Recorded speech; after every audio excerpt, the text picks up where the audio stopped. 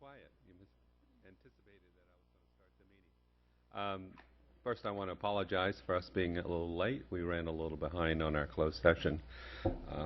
Thanks for everyone to come out this evening in this slightly inclement weather, one we like to see, to attend this meeting. I also want to welcome everyone who is viewing at home. And we will begin with a roll call. Sue. Councilmember Norton? Here. Councilmember Bottorff? Here. Councilmember Termini? Here. Mayor Story? Here. And I did want to let everybody know that Councilmember Harlan is out of town this evening, and that is why her seat is empty. Next, we will have the Pledge of Allegiance, and I'd like to ask Councilmember Bottorff to lead us. I pledge allegiance to the flag of the United States of America and to the republic for which it stands, one nation, under God, indivisible, with liberty and justice for all. Thank you, Mayor. All right. Thank you, Ed. Tonight we have three presentations, and I'm going to come down to the front to present them. And Karen. She heard us. Yes. And thank you, Sue. The first presentation, yeah, this is on, is a bit bittersweet, but this evening we have a longtime member of our Historical Museum Board of Trustees who is retiring, and we want to recognize Thomas Tom McGranahan. Tom, if you could come up here with me. And also members of the Historical Board, if they're here. Yeah, come on up with me, please.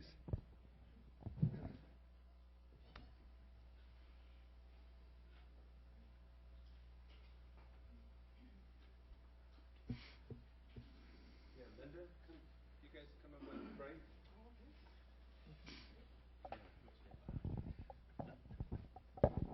right over here.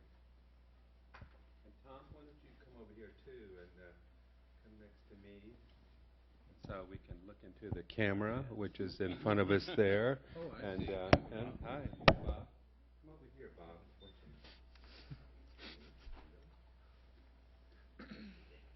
It is totally a dance. Yes, now that we got everything orchestrated here. We're here this evening to recognize Tom, who has been on the Historical Museum Board of Trustees since June of 1994. And that has been 20 years as a dedicated member of the museum board. He has served 7 consecutive terms as the board treasurer, and he has just been instrumental in so many projects that the museum has put on. He's been our vintage baseball player during the Harry Hooper exhibit. He's helped move the artifacts out of the basement of the Rispin Mansion in 1993, used his carpentry skills to build some shelves for all of our exhibits over the years. And he's worked with the Begonia Festival to build the Begonia display on the museum facade. And as well, you must be a talented cook as well, Tom. And so he's used his culinary talents to provide food for many gatherings of museum volunteers. And he's always on hand, I understand, to cut the cake for the grand openings at the museum. And so it is really my honor, Tom, to recognize you. I'm sure the museum board, and I know the city, is really sad to see you leaving. But you have certainly served your time. We really appreciate what you've contributed to the museum.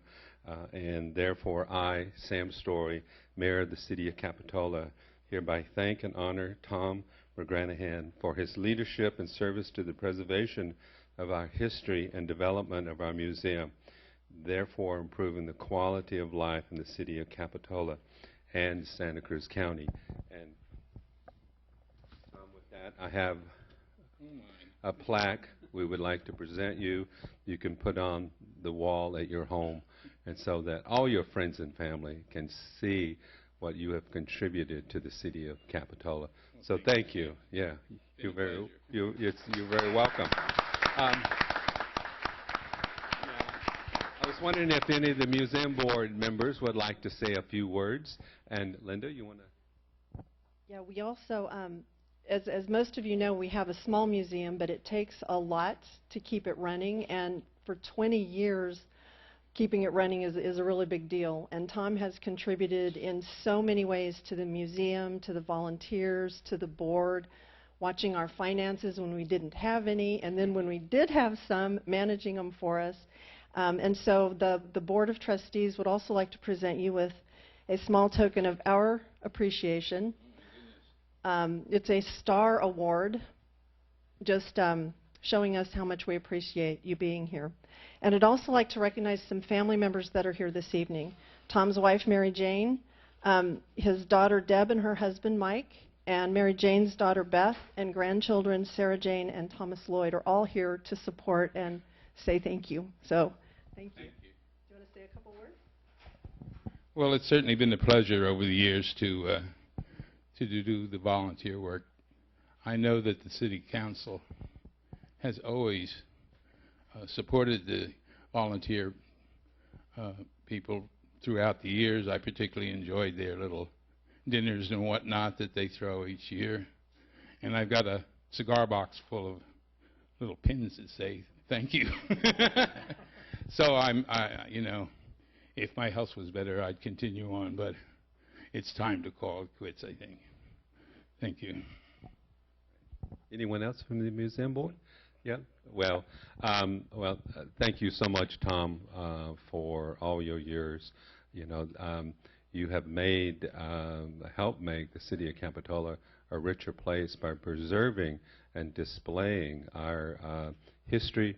It is an extensive, very interesting and illustrious history, and you've been a major part in bringing that and keeping that in front of us. So thank you so much. Yeah. And thank you. I also want to thank the other members of the museum board for your service as well while I have this opportunity. And Linda, you're trying to grab the microphone. I'm sorry. I neglected to mention that the current curator, Frank Perry, and our prior curator, Carolyn Swift, are also both here tonight to say thank you to Tom. And I apologize for missing that. All right. Thank you, everyone.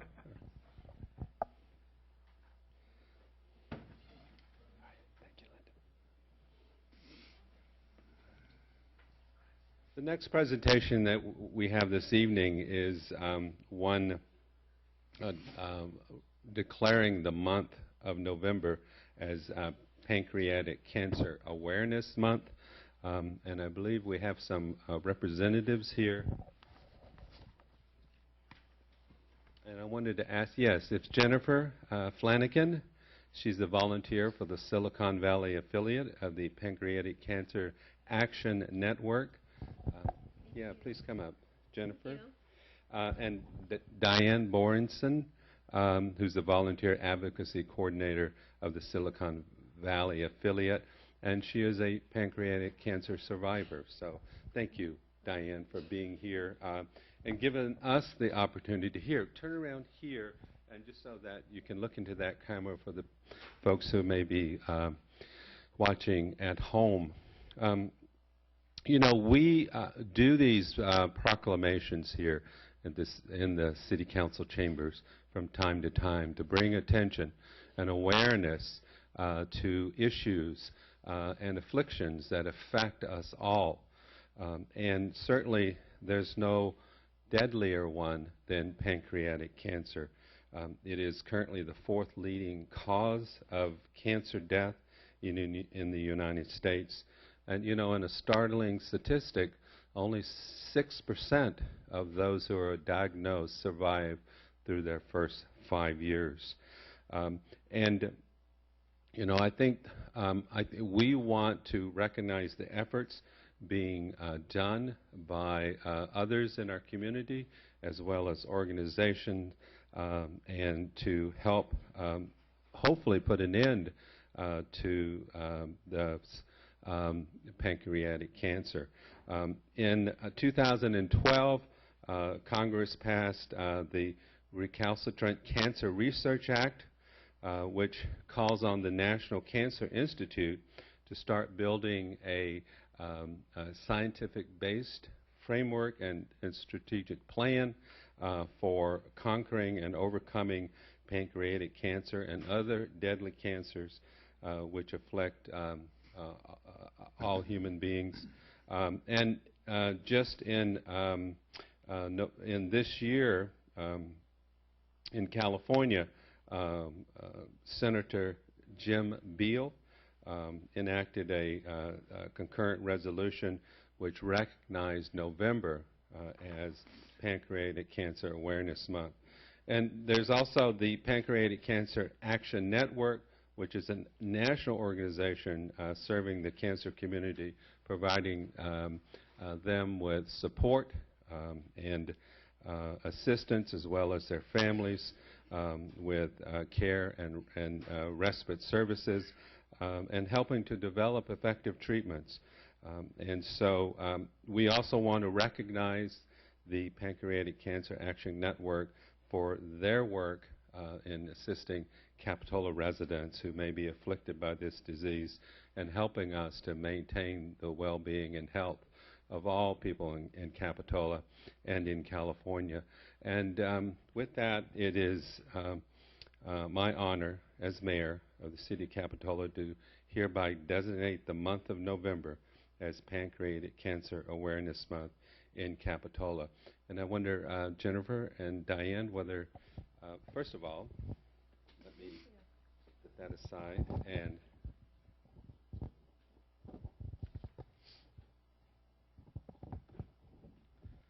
present you with our proclamation.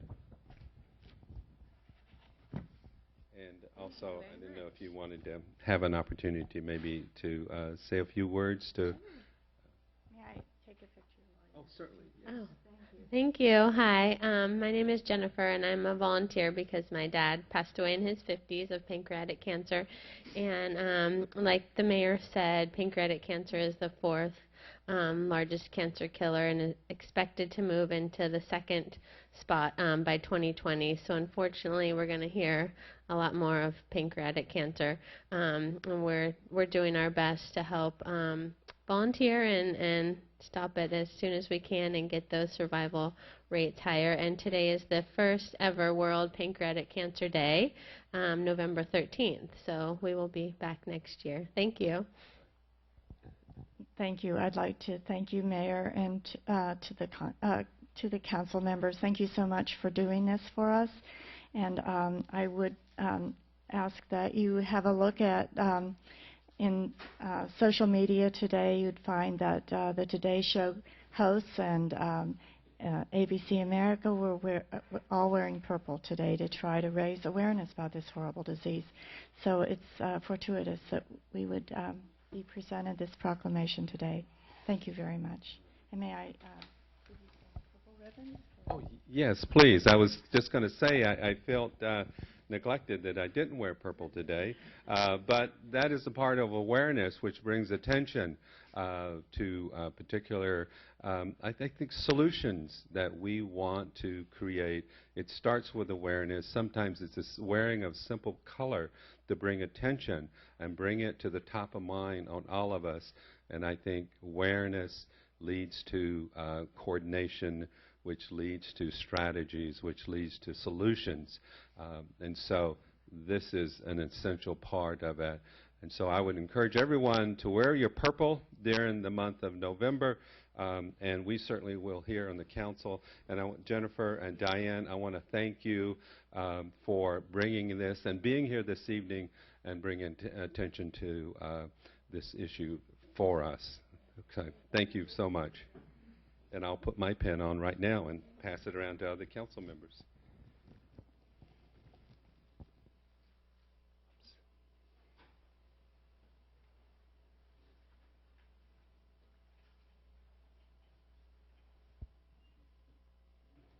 And if you have any extra ones, you can leave them in the back there. I think maybe other people would.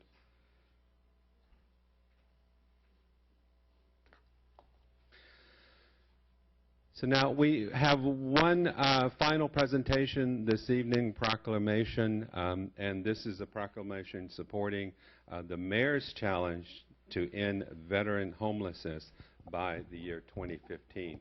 And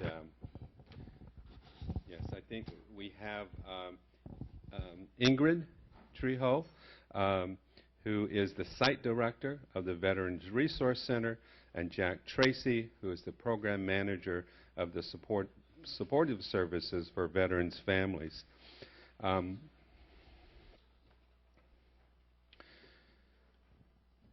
know, they had reached out to me to ask if I, as mayor, would join in with the other mayors in Santa Cruz County to start an initiative to help fight veterans' homelessness. You know, it's not bad enough that we have homelessness of any kind, but I think it's just tragic that we have homelessness among our veterans, the men and women who have served us in so many ways, and in some cases given up the greatest sacrifice, but have also, many of them have given up sacrifices of having to participate in foreign wars and having to experience that, and a large percentage of them come back with disabilities which impede their ability, I think, to function as the rest of us are able to do. Some of the numbers are there 387 veterans just here in Santa Cruz County from the last census who have been determined to be homeless, and 70% of them have some sort of disabling condition and are considered chronically homeless, and 87% of them not only were they homeless, but they didn't even have nor use the local shelters that were available to them. So there's been a local initiative that has started to fight homelessness among veterans in Santa Cruz County. I think we are proud to join in that effort and to work with you to help end veteran homelessness. And so along with the other jurisdictions and the mayors here in Santa Cruz County, and therefore I, Sam Story, Mayor of the City of Capitola, and its elected official, hereby join the Mayor's Challenge to end veterans homelessness in 2015. And I just want to, Ingrid, Jack, is there anything that you guys would like to add? Yes, I wanted to thank everyone here, Mayor Story and the council. We really appreciate your support. This is a multi-agency effort, and I want to make sure I get this right. We're all working together, the U.S. Department of Veterans Affairs, the Housing Authority of Santa Cruz, the Veterans Resource Center, which I'm a part of, the County of Santa Cruz Veterans Service Office, Homeless Services Center, Families in Transition, County of Santa Cruz CalWorks, and Pajaro Valley Shelter Services, as well as the 180-2020 initiative. Everyone's working together to make sure that our veterans have housing, have food, and have the things that they need in order to achieve stability. And I'm really grateful to everyone here and being in support of what we're trying to do. Thank you. Thank you, Ingrid. Jack? As a Vietnam veteran, I'm really thrilled that the VA is finally, from my generation as a Vietnam vet, there were a lot of times where the VA really wasn't being supportive, but the kind of support that we're seeing now is really important in recognizing a problem that just isn't going away. Our two supportive services for veteran families programs are bringing a lot of resources to bear. Our program has an awesome housing navigator who goes out and talks to landlords and helps to find places for veterans. And we have two veteran outreach workers who pound the pavement looking for vets and going where they are to meet with them, and several case managers to work with them as well. But one of the things we really need is community support from our community leaders and others in the community who can help to outreach to property managers and landlords and help them to understand the benefits of working with vets and helping us to find places for veterans.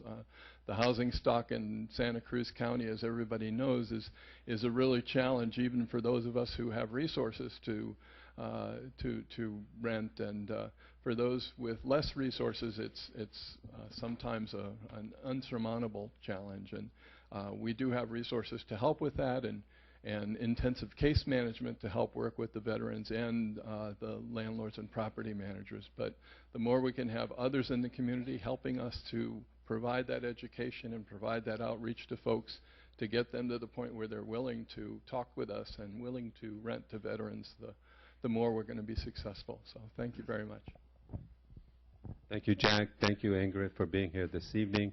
And let me officially present you with our proclamation, and know that the City of Capitola is with you in this endeavor. So thanks once again.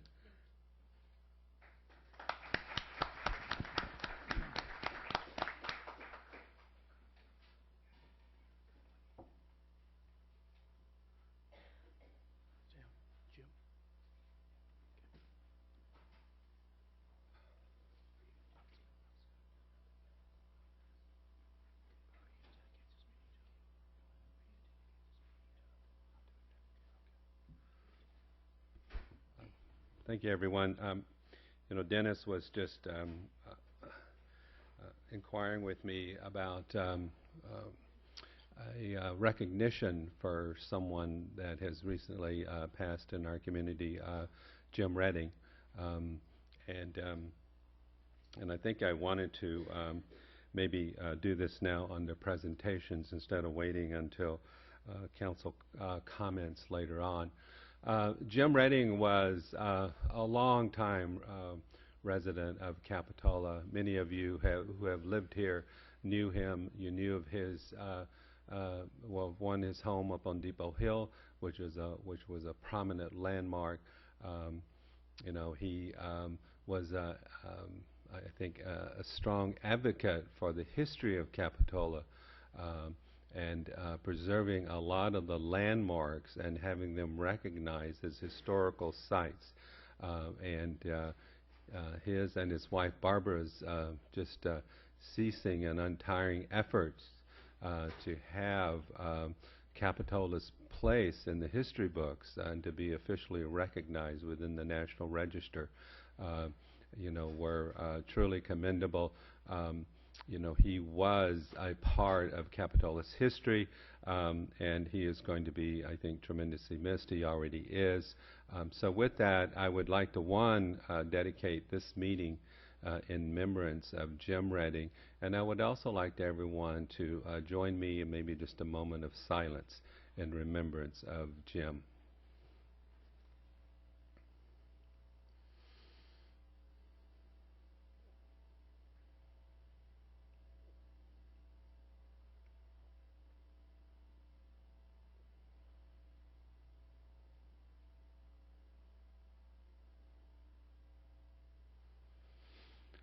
Thank you, everyone, for joining with me in that tribute. And also, there is going to be, I know that there was a private family memorial that was recently held, but there is going to be a public tribute to Jim. And I think, Dennis, you have some information. Yes, that'll about be on that. the 24th at 3:30 to 6:30 at Jade Street Community Center. And it's in remembrance of our community to Jim Redding. The community is invited. The 24th of January. Thank you. Yeah, that's January 24th at Jade Street. 3:30 to 6:30. Thank you, Dennis. I'd like to just add one thing, if I could, Sam. Oh, Jim yes, already certainly. said. The Heen building was red tagged and ready to be torn down. Many people call it the superintendent's building. And Jim and Barbara came in and bought that property and restored it and rebuilt that property. And then they went to the state and the federal government and got it designated as a federal historic building. And that was the first one in this community that was done that way. That day that they did the restoration, they had a parade in town with 3 bands and not the ukulele players, but the Watsonville Band and a number of other bands came in, and they had a parade down through town. And that was actually the beginning, from that day on, was the beginning of the Wharf to Wharf race. Him and Wayne Font started the Wharf to Wharf movement and put that in place. And so the birth of the Wharf to Wharf, which is an important icon of Capitola, was born that day in that parade behind the Heen building. And he also found out at that time that this is the oldest seaside resort in the state of California. I think that's great honors to have for this city. And so the history that we have in this community was really, it was in place, but it wasn't recognized. And I thank Jim and Barbara for bringing those things to life for this community. And Jim Redding was really the mainstay in historic preservation in this community, and I'm hoping we carry it on today in his honor. Thank you. All right, thank you, Dennis. Next, we'll move on to a report on closed session. John, if you could give us a report. Yes, the items that the council was scheduled to discuss in closed session this evening are listed on the first page of the council's posted agenda. The council heard from the city manager with respect to potential negotiations with Verizon Wireless regarding a potential lease of city property in the Pacific Cove parking lot. Verizon contacted the city, and Mr. Goldstein simply apprised the council of that contact and took direction from the council with regard to that matter. No reportable action was taken in closed session. The council also conducted a city manager performance evaluation, but took no reportable action in closed session concerning that matter. And finally, the council had a very brief discussion with the city attorney concerning the Water Rock tort claim that is on the council's consent agenda this evening, but took no reportable action in closed session. And that's the end of my oral report. All right, thank you, John. Next is item number 4, which is identification of additional materials. We did have on our dais here looks like a printout of entitled Conflicts of Interest in Contracts. That is the only item that was on our dais this evening. Next, we'll move on to additions and deletions to the agenda. Does staff have any requested additions or deletions? Staff would recommend continuing item 8H to the next meeting. That's the liability claim for Water Rock Construction.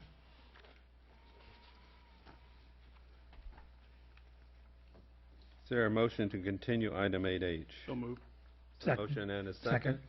Does any member of the public wish to speak to the council on the item before I call for the vote? Seeing none, I'm going to ask all those in favor. Aye. Any opposed? The motion passes unanimously. Item 8H will be continued until the next regularly scheduled meeting on November the 25th. Any other additions or deletions?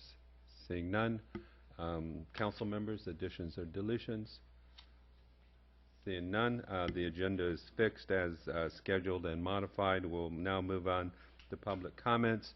This is opportunity for members of the public to address the council on items that are not on tonight's agenda.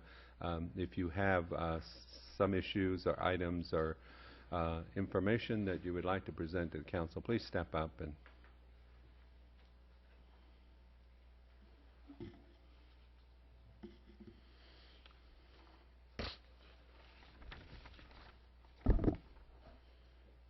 Good evening.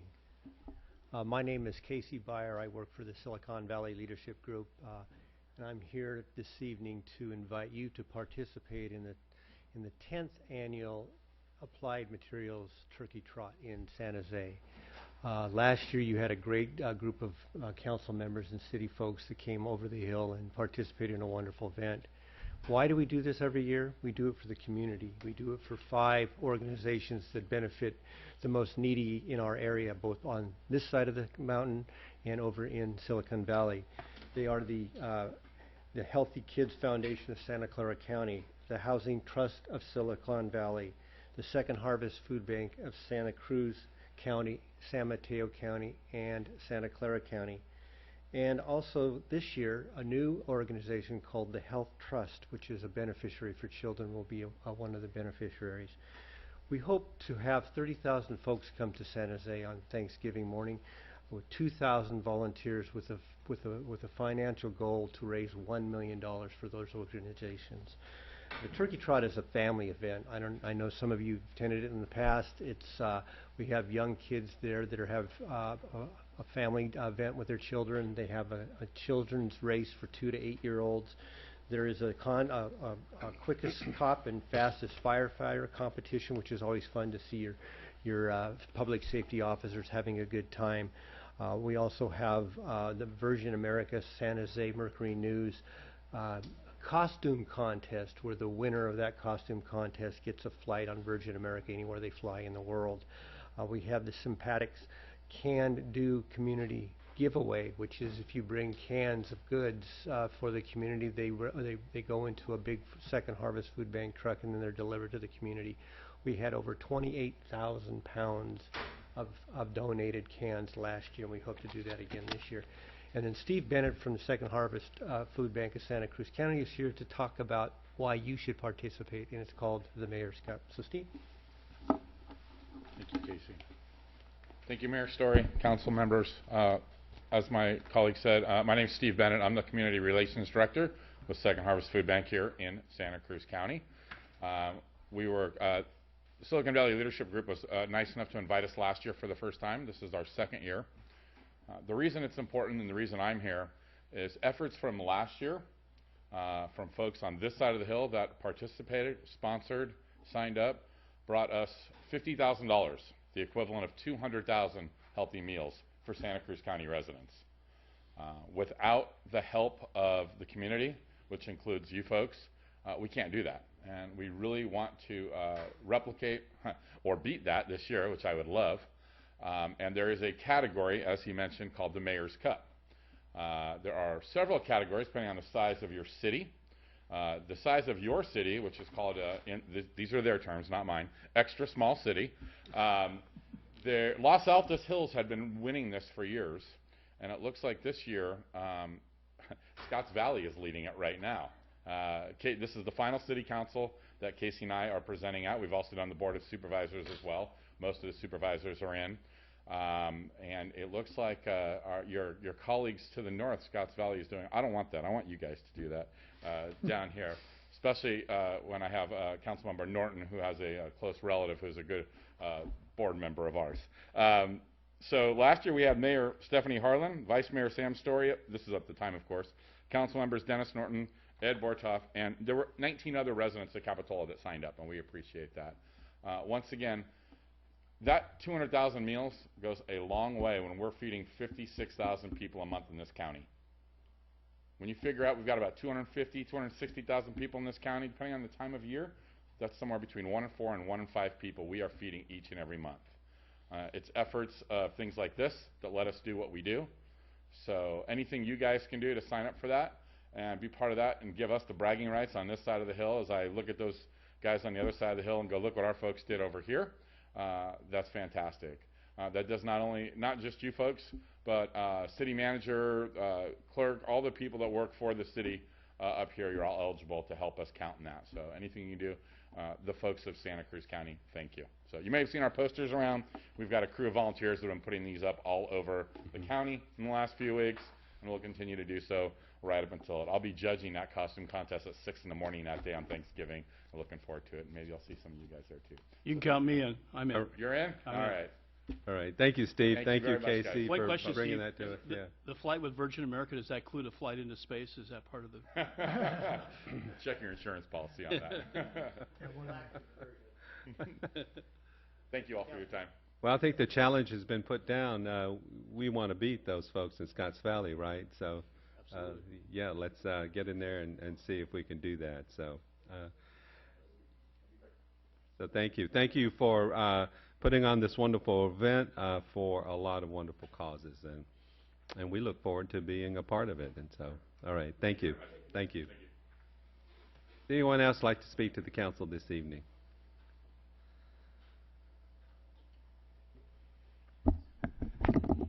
Marilyn Garrett. I've been here many times about the dangers of wireless technology, the microwave radiation, which is well documented. You know, you've heard from Dr. Carl Merritt. You've received the county health officer's report, the former county health officer, on health risks associated with smart meters and other wireless technologies. I was just looking at a copy where she talks about reducing exposure, and one is to replace wireless microwave technology with wired to maintain a distance from, like, cell towers. You know how hazardous it is. You've received Take Back Your Power. Karen Nevis addressed you before in a 20-minute presentation. You've received much literature and research material. You know it's hazardous. So when I hear tonight that Verizon has approached the City Council, the Planning Department, to put a cell tower, I also recall that in 2006 there was a similar proposal, and Stephanie Harlan was on the City Council at the time, and when she heard about it from Beverly Phillip and me, she said, this is my recollection, what? We don't want a cell tower in our parking lot. Why don't we save the Planning Department time and just tell them we don't want it? At that point, I recall someone from the City Council said, we need to discuss this in closed session. And I think you ought to do a similar thing right now. Verizon is now using 4G technology. They're making cell towers also out of utility poles. Where I live in Aptos, there's 13, Freedom Boulevard, Day Valley, McDonald, just being activated. The 4G technology is particularly biologically damaging, according to Barry Trower. It's got several frequencies in it. In South Africa, when they installed it, the trees were scorched. There wasn't a fire. It was from the radiation. Also, basically, no child or resident has given informed consent to 24/7 microwave radiation bodily trespass, which is what happens. We do not consent to violation of our health, constitutional, property, or privacy rights. Verizon is key into the surveillance technology with the NSA. And just to give you a sound here, this is a meter detecting microwave radiation in this room, which is pretty high. This is the sound of the frequencies that we are being hit with. Marilyn, Microwave radiation should be replaced with wired technology. Thank you. Next.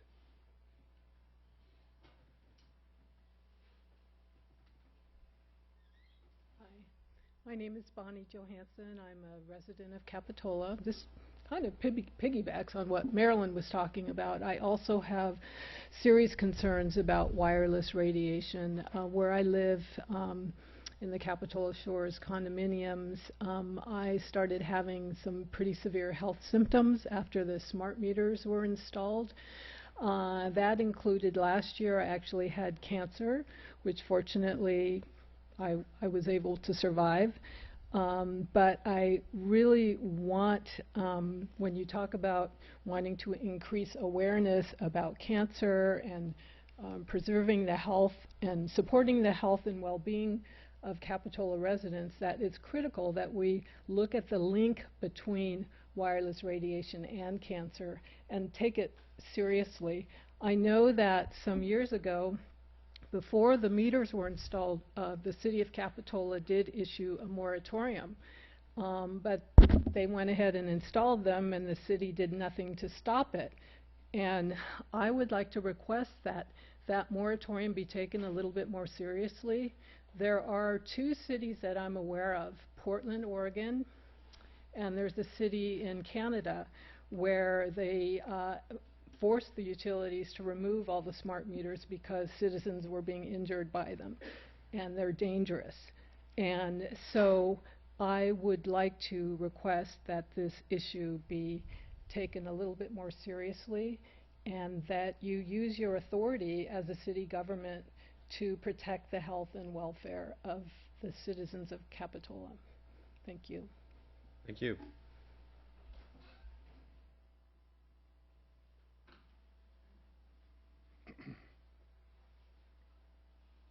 I'm Karen Nevis. I've spoken here many times. Hello, Council.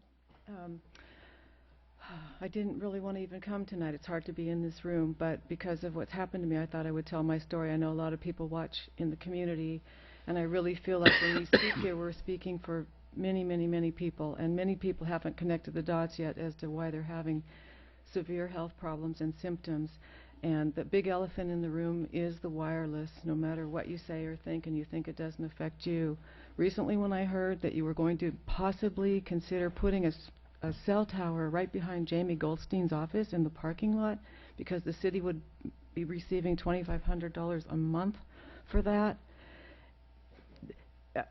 Even in the movie Take Back Your Power, at the end, you know, the young man that was a student whose dorm room was right next to the cell tower, who died of cancer, and his mother did the research, and she found out that everybody in those rooms right there died of cancer. She went back and did all the research. Just being in proximity of a cell tower runs so much microwave radiation through your body that I don't know how you'd not manifest some sort of health symptoms. And we're not talking 10 or 20 years out here. We're talking 6 months to a couple years. There's case after case after case of people getting sick and dying. And so if you're going to radiate all the city employees by putting a cell tower in the parking lot, let alone all the wonderful residents who are a lot of my friends that I know, that's why I'm here speaking. And as you know, I had to sell my house after 29 years, and I had to move out of the area because I was so sick all the time, from Wi-Fi, from smart meters, from this 4G stuff, everything ramping up, ramping up, ramping up. And I can tell you it's no fun to be sick, and it's very hard to be sensitive. It's a very difficult subject. It puts a wedge in relationships. It's been a challenging with my own family. My father, like you, Mike, loves electronics, has everything. I can't go and visit their home anymore. Nor can you buy a new car. It has Bluetooth, it has GPS, it has all these devices. And you can't go into a store anymore or a coffee shop. And so your world just starts to change. But I can tell you this, when I got away from the Wi-Fi and the radiation in this town, I start feeling better and better, and I'm healing, and I'm getting stronger, and I'm doing the best I can. But when I have to come back into Capitola, as soon as I come in proximity, my head starts buzzing. And in different areas of the county, it's particularly strong. So if you're sitting here on your Wi-Fi or you have your iPhones or all these devices, don't think because you don't feel it that it doesn't affect you, everyone. And it's just getting so ramped up, the world's getting insane. So I just needed to put this out. If you can stop this ridiculous idea of putting a cell tower behind Jamie's office for money ahead of time so that you don't have to have a million people come speak and the providers who are making billions every quarter on this at the expense of everyone. I mean, they not only have people using it, but they have people paying for this technology.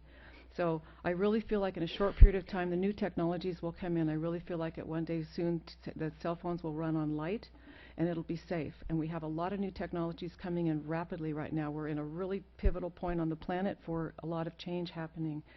So you have the responsibility of the residents you serve. You cannot say you don't know. You do know. You've been told over and over. Every week I send all of you really pertinent articles from all of the licensed and documented doctors and scientists on the planet. You know, the information's coming out fast and furious, and I care about all of you here and all the people listening. I care about everyone. And it just seems a crime that if you don't know and you're using all these devices and you're having all these health problems, that you don't start linking the dots and figuring out that you might feel a little better, disconnect the Wi-Fi, get off the cell phones, get away from these wireless devices and start feeling better. So we've been helping people every single day. We talk to people every single day, not by choice. It just happens, and people are really grateful. I haven't had anyone approach me in a negative manner in months now. People want the information. People I talked to 2 years ago are coming back and going, oh my God, you're right. I need to know more information. And they start making changes. They get rid of the smart meters off their house. They get rid of their wireless Wi-Fi, iPhones, now the iPads, all that. I know it's fun and it looks good. And you know, the other side of it, though, it's very addictive. So Karen? I guess I went over. I'm sorry. Thank you very I'll much. give you a few more seconds if you want to wrap up and That's conclude. okay. I think I've said enough. Okay. I really appreciate you listening. Thank you. Thank you for being here this evening. Yeah, Bonnie and Marilyn, thanks for coming and reminding us of your point of view. Yes, the next speaker, please come up. Thank you, Mr. Mayor. Good evening, council members. I'm Bruce Holloway from Boulder Creek, and I've been a constituent of the library since 1982. And I've been following the library board since the mayor was the chair of that board. Recently, I found out about a conflict of interest between the city's representative to the library board, between his public and private roles. Basically, he's been doing business with the library while he's been a board member. So I'm the one that gave that packet to the city clerk. The first couple of pages are from a book that the State Attorney General has about conflict of interest, and that chapter is about Section 1090 of the Government Code in particular, which says there cannot be a contract between a board and a board member. So I feel that this business violated Section 1090. The rest of what's in the packet is a purchase order for $25,000. That's the limit of the library director's authorization without getting board approval. Then there's a series of invoices there. The last one's not very legible, so I included the payment. And then on the very last page, I added them all up, and it actually came to $28,000 and something, so it exceeded the amount of the purchase order, which means that it really should have gone to the library board several months ago, and probably a number of library board members would have realized that there was a problem. Some of the people in this room have known about this for either a short time or a long time. In particular, Mr. Barasoni knew about this a year ago, and I told the library board that I thought that he had breached his duty to that board by shielding the city employees who did this and keeping the library board in the dark. I've spent a lot of time thinking about this in the last month, and the conclusion that I came to is that Mike needs to pay back the money and resign. I like Mike. I told the library board I think he's the smartest guy on the library board. I have faith that he can be a great civic leader in the future, but I think it's necessary to go through this process. One of the things, I don't know much about election law, but one of the things that occurs to me is if he resigns soon enough, maybe the third and fourth finishers in last week's election can naturally take office. Please wrap up, Mr. Holloway. Thank you. Anyone else like to address the council this evening? Just real quick, my name is Jerry Jensen, and we have just finished building our house, and my family are relocating over to Capitola, and I just wanted to publicly just say the process that we've gone through has been excellent, from Linda at the front office taking inspection requests to Katie walking us through the planning, and Mark and Brian through inspections and getting our permit and everything. It's just been extremely positive, and we're just glad to be part of the community, and it was just a nice introduction to the city and everything and how professional they all handled it. So I just wanted to come forward and say that. Well, thank you, Jerry, for coming in and giving us that affirmative report back on our staff and their process. I know we're very proud of the work that they do, and let me officially welcome you to Capitola. Yeah, thank you. Next, please. Yeah.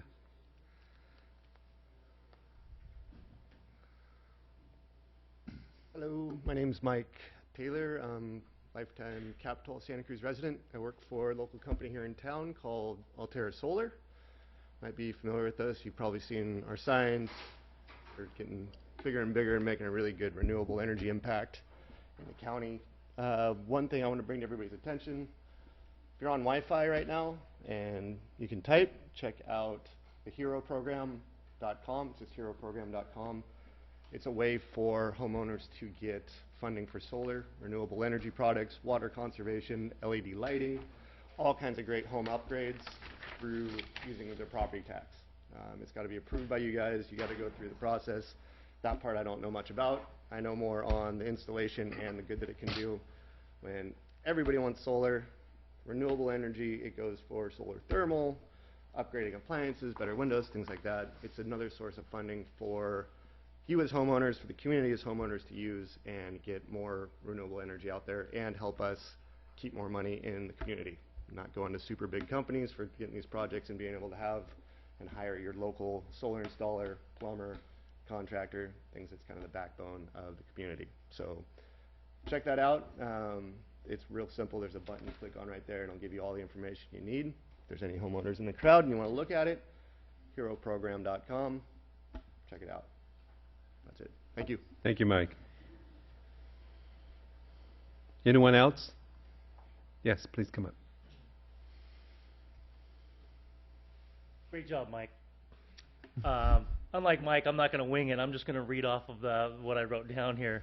I'm currently a HERO registered contractor, and we have been successful providing energy efficiency solutions to homeowners and communities that have adopted HERO.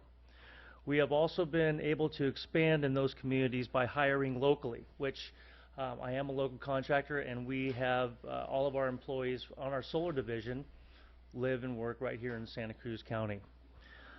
We would like to have the opportunity to do the same in this wonderful community.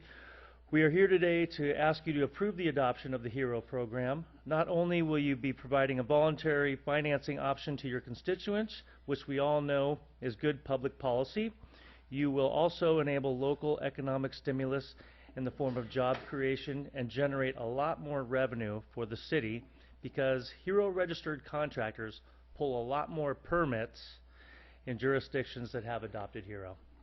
Thank you. All right, thank you. Did you want to leave your name for the record? Just, you don't have to, but. It's Daniel Camacho, Yeah, Shadowfax Daniel. Roofing and Solar. All right, thank you, Daniel. Hi. Hi. My name is Helen Bryce. I am a Capitola resident. I've come here tonight to thank the board for the work you've done on McGregor Park. I'd like to support, I very much support the McGregor Park as a multi-use park. I really like the idea that it will serve various members of the community. I feel that it will bring the community together, and because it will be used by many different people, that it will be a safe place. I'd like to urge the board to build a permanent skateboard park at McGregor. I was here on Monday during the discussion of various different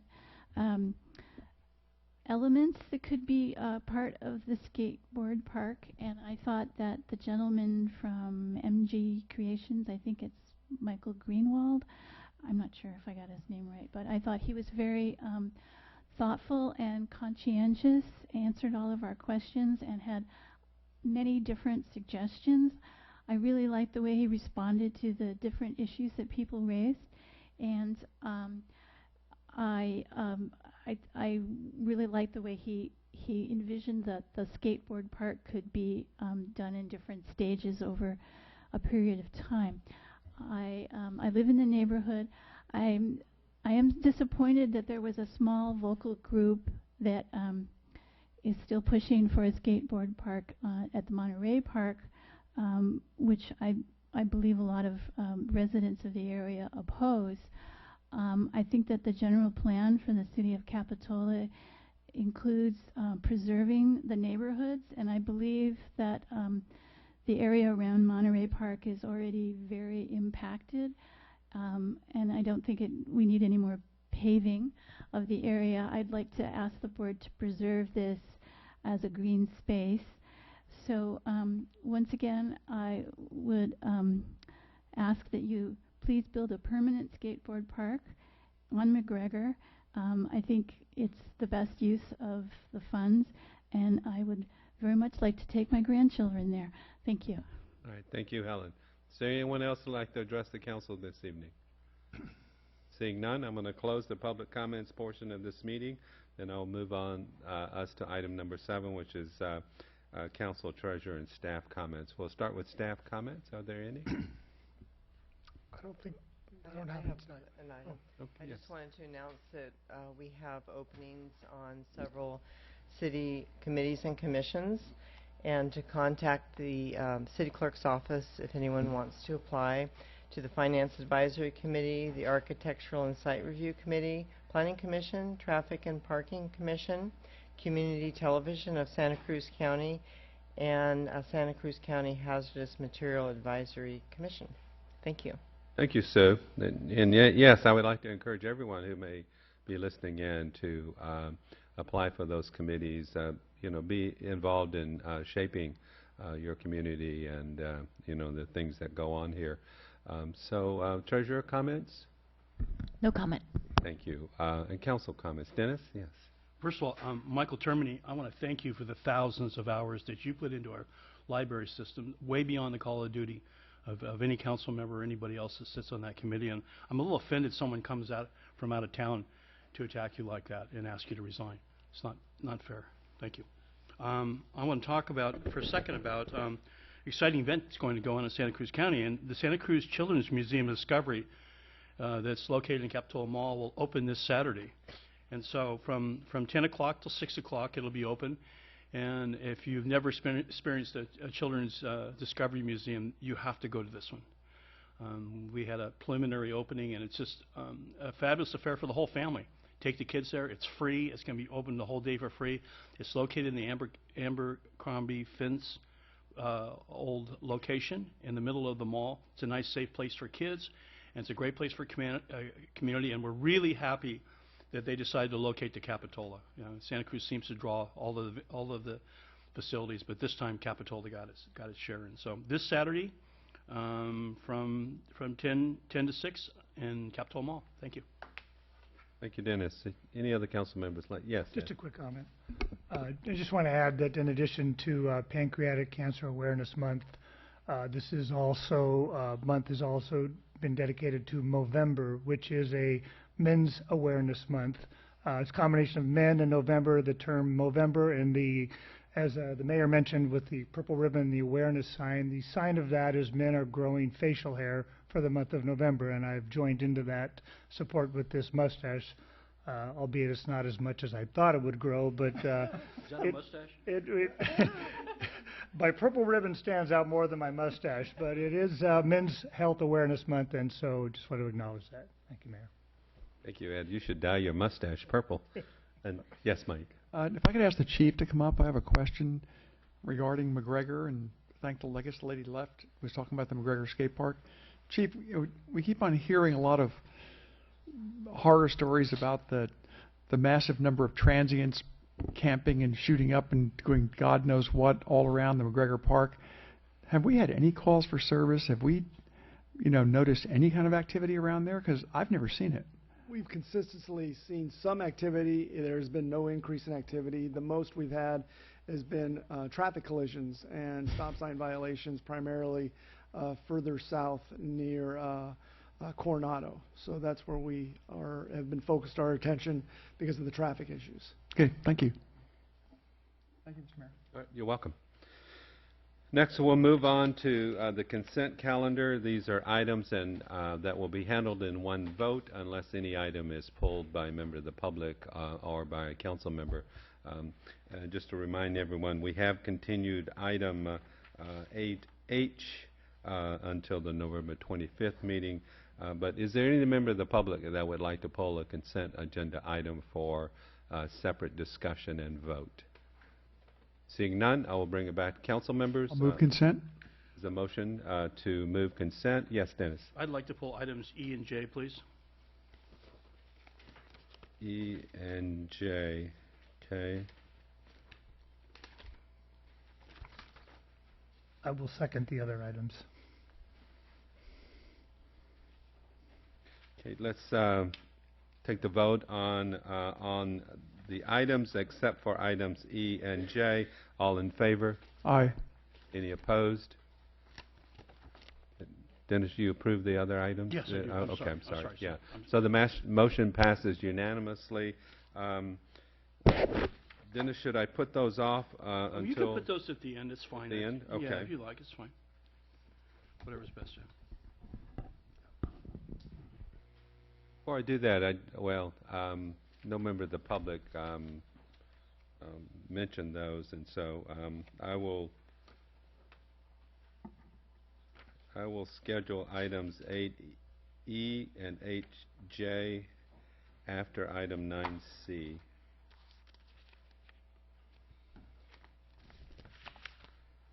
Which will bring us to the regular meeting this evening, and items, we have 3 items. First one, A, is to consider approving the Wharf Road Mural Extension Public Art Project and authorize the city manager to enter into a professional services agreement with the artist John Tunn for an amount not to exceed $12,000. Staff report. Hi, Lisa.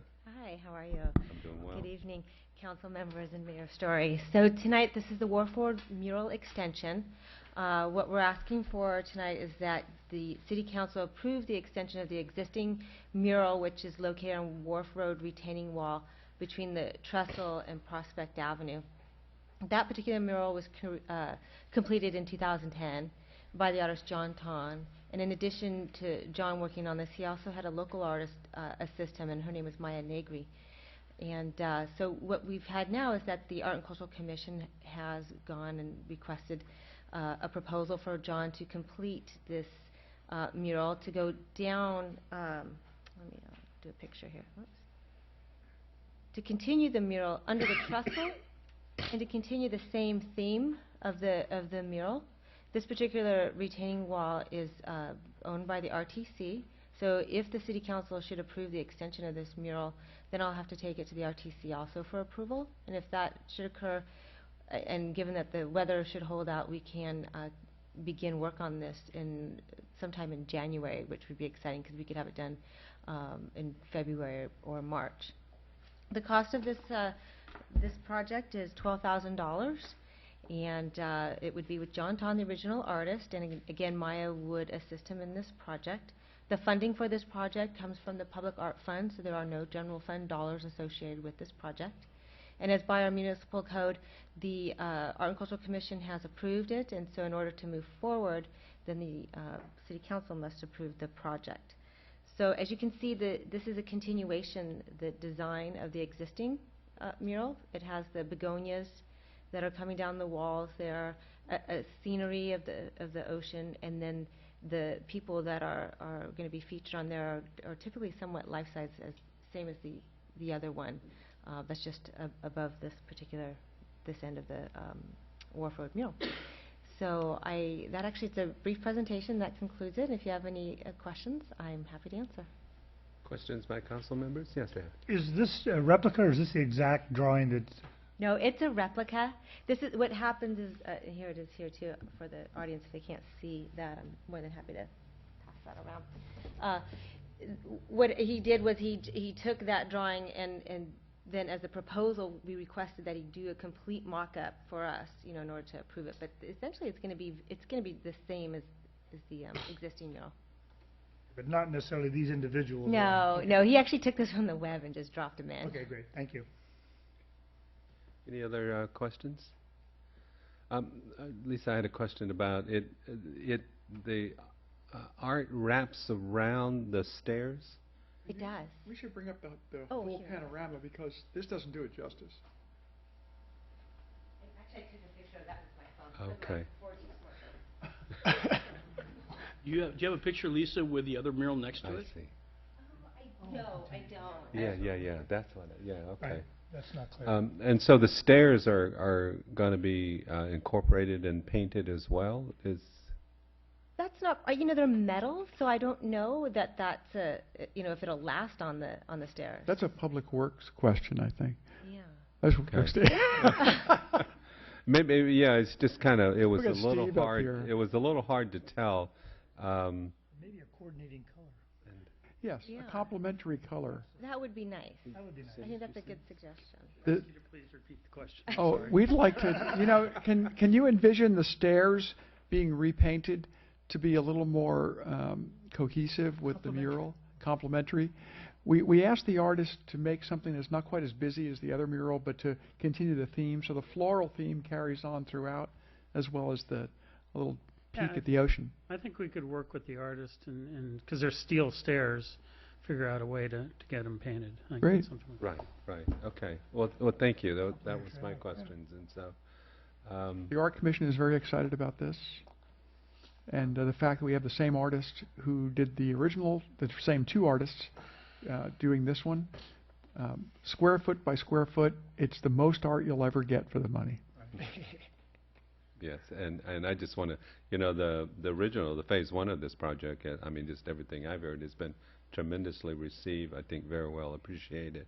And so, yeah, I think this is a wonderful addition. Any other questions to the staff report at this time? Seeing none, is there any member of the public that would like to address the council about this mural project on Wharf Road? Seeing none, I'll bring it back for council action. I'll move staff recommendation. There's a motion. Discussion, please.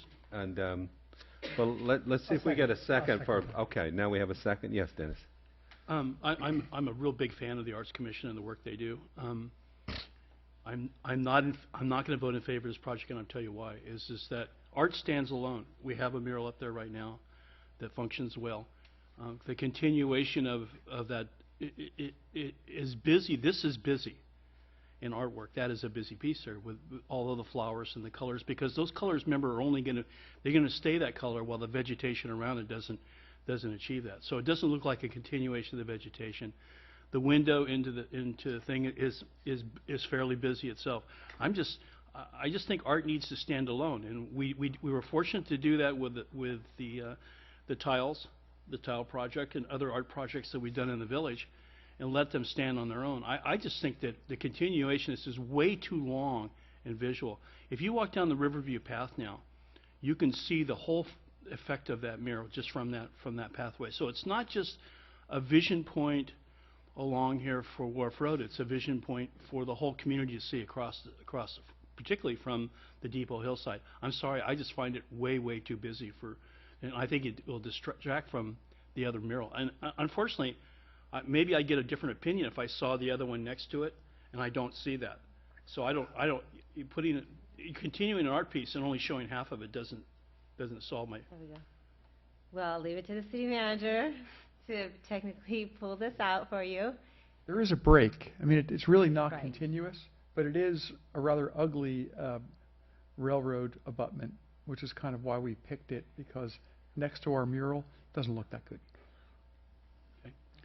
And so early in the discussion, I thought that if you did a simple scene or just a color to it, it would take care of that problem. But drawing attention to it like the other mural, I think it's too busy for that whole wall in that section of town.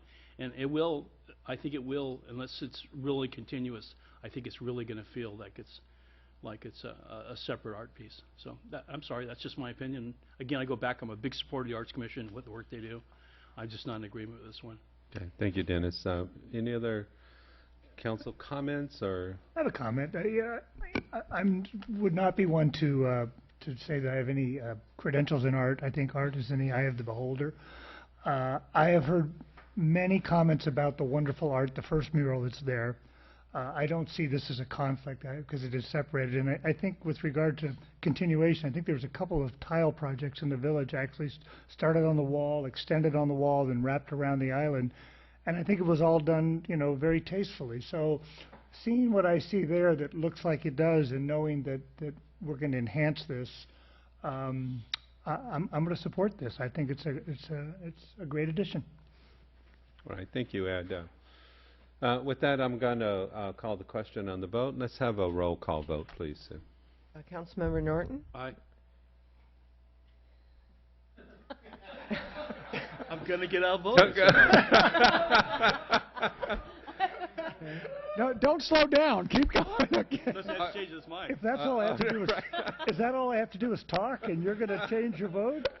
Artfully done, Ed. It's the That mustache. was It's impressive. the mustache, right? Ed. Councilmember Botter? Aye. Councilmember Termini? Aye. Mayor Story? Aye. Motion passes Good to have surprisingly unanimously. So, Thank you, Dennis. I don't for want to that come back and tell you I told you little so. bit of- Don't do that. Well, now you can't. Which will now bring us to the next item, which is item 9B, which is to receive a report regarding options to relocate the Capitola Mall Transit Center. The recommended action this evening is just to receive the report and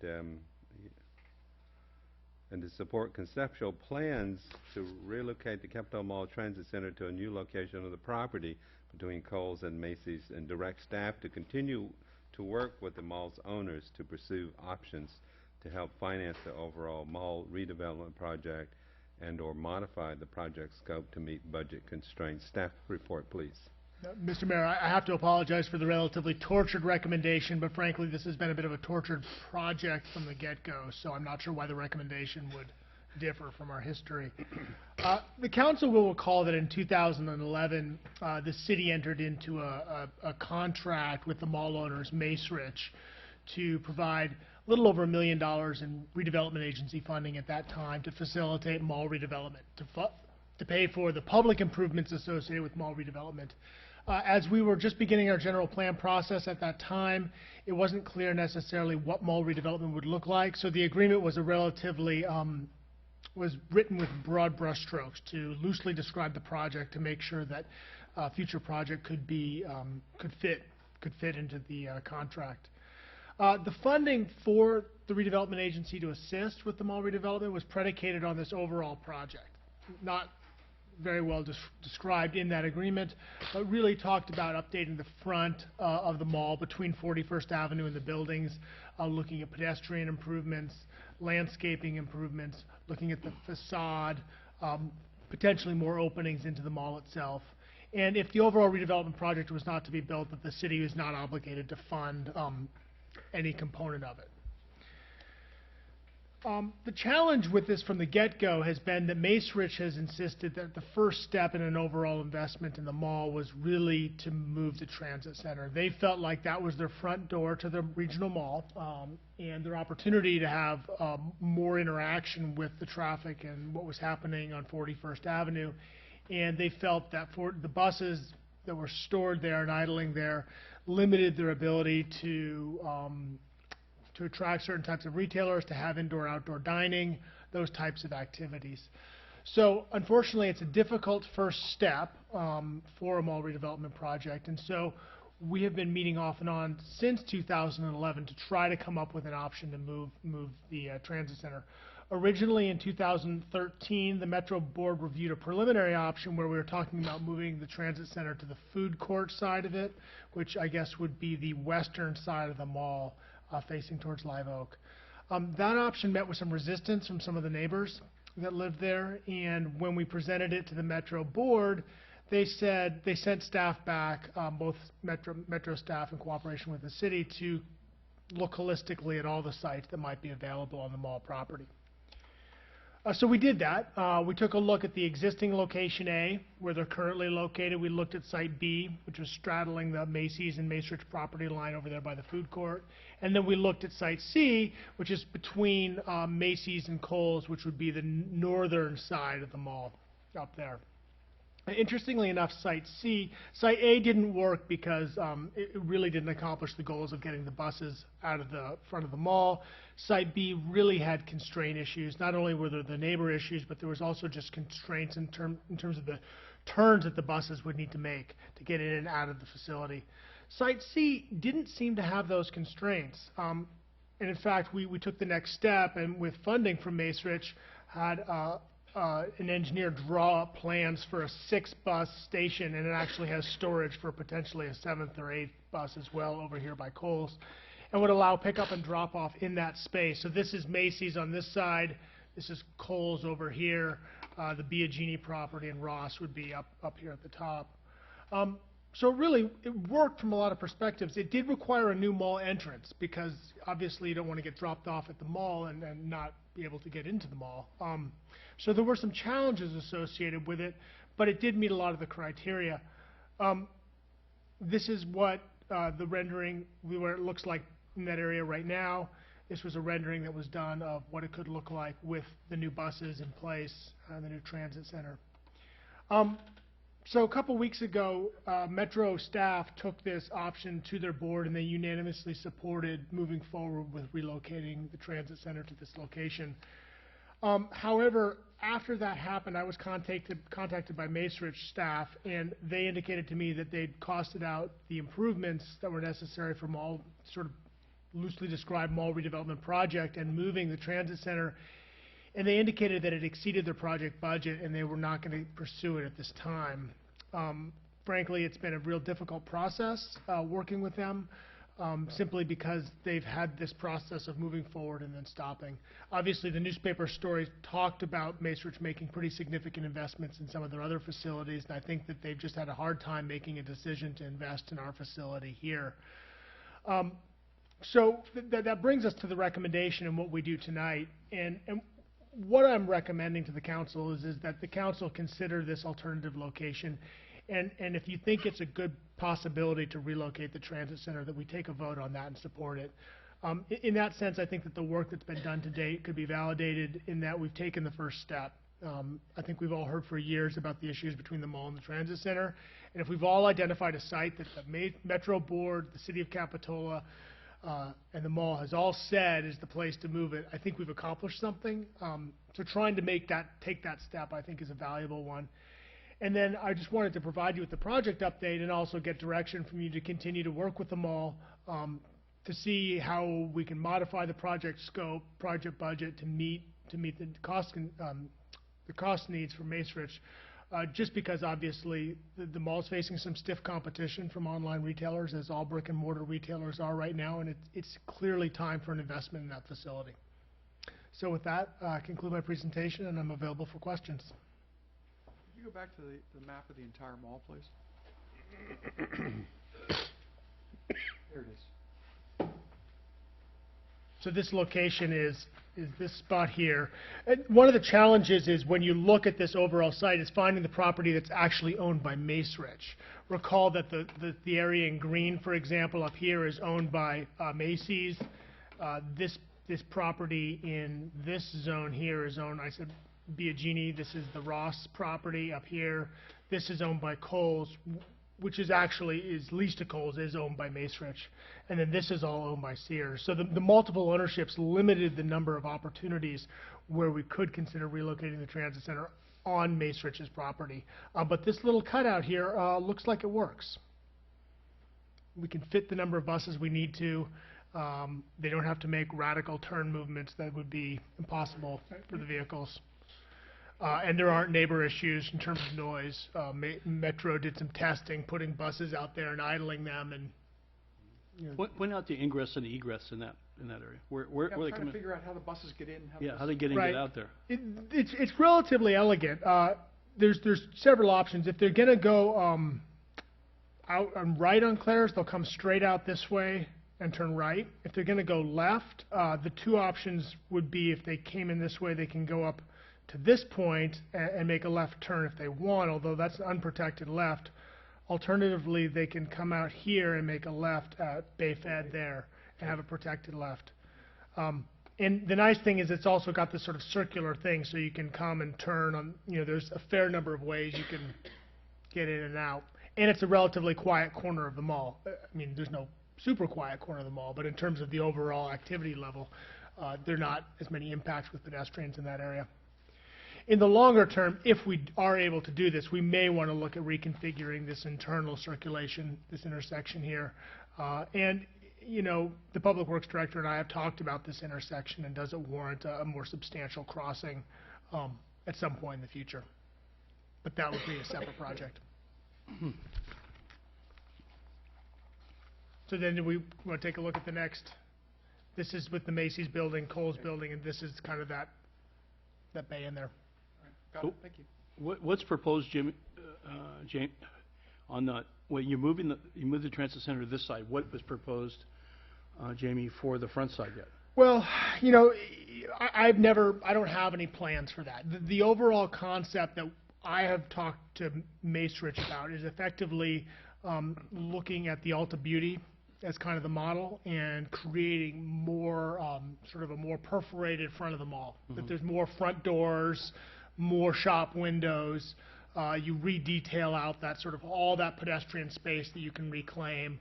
I know that they were working hard. They really wanted to get Chipotle, and they lost them ultimately. They were looking to get them into one of those front spaces, and the issues that they expressed was that the proximity to where the buses were stored was really a problem. So that's what they'd like to see.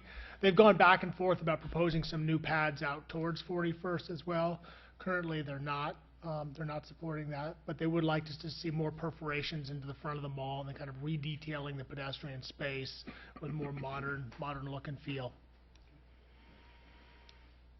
Yes, Ed. When you mentioned it exceeded their budget, what was the budget they mentioned that they thought this project would cost? You know, verbally, what they mentioned was that what they were looking at doing, and I don't have a picture of what that was it going to exceed $5 million? And that included, one of the interesting things about the relationships between the mall owners, various mall owners, is they have what are called reciprocal parking easements. And so they all have the ability to basically control what they do. And unfortunately, the nature of their relationships with all of these big retailers is that if they ever need to give each other permission, such permission only comes with a check. In other words, there is a significant amount of that would come from they'd have to write a check to Sears and write a check to Macy's just to make the project get off the ground. The transit center itself, what you see here, is not a $5 million project. I mean, you know, this is probably could be done well within the amount of money that the city has allocated.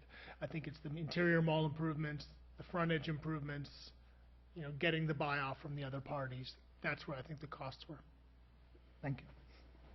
So, Jamie, what if we carry the load now? What if with a council approval here, that we set the tone that we want this project to be done, we put $1 million in the hat, and that we go back to the Metro to get them on board, and then we go back to Metro and say, look, here's the ground rules.